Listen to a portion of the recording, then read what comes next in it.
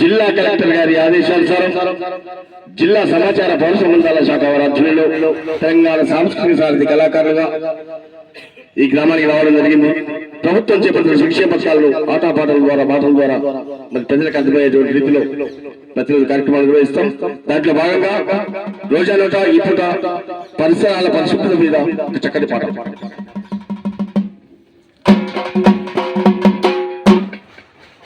తడి చెత్త పొడి చెత్త